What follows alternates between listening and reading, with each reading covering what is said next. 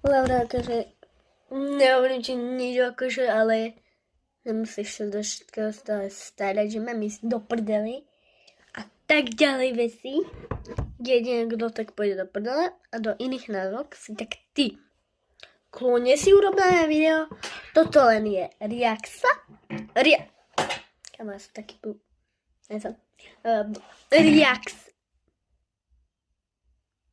Kam som idiot? Idiot som. Ale nežumete reakcia. Aha, tam mi rozumiete, hej? Tak poviem reakcie na komentári, že jak mi niekto odpísal, hej? Jo. Opravím to, že to bude chvíľu čoho? Jo. A Laura, ak sa mi tuto, na tomto videu, alebo inom videu budeš na mi posmievať, že nebudeš povedať jedno slovo, tak ty určite chodíš do škôlky. A ty chodíš potom kam? Ty ešte nechodíš do škôlky.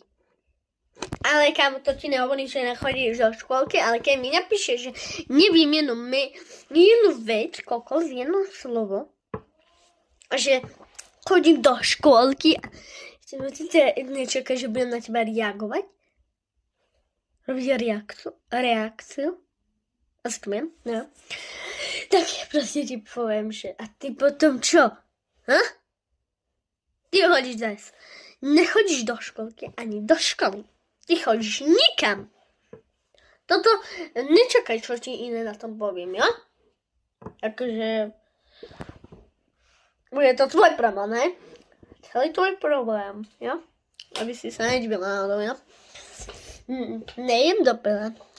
Ja ti budem reagovať na všetko, ale robiť videa o tebe. Jasne? Ja nesom kid, nesom debil a iné nadávky kam. Nesom. Hovor si, čo chceš. Stále to nesom. Keď povieš, že som škareda. Jo, hovor, každý je na svete pekný, nikto je najkrajší, nikto je škaredý. Len ty to proste nebudeš chápať. Jo, a ju budeš nejaké hejt, že teba hejtuješ stále, hejtuješ ju a ju. Nehejtujem. Tak rozmýšľaj, hádam, ne?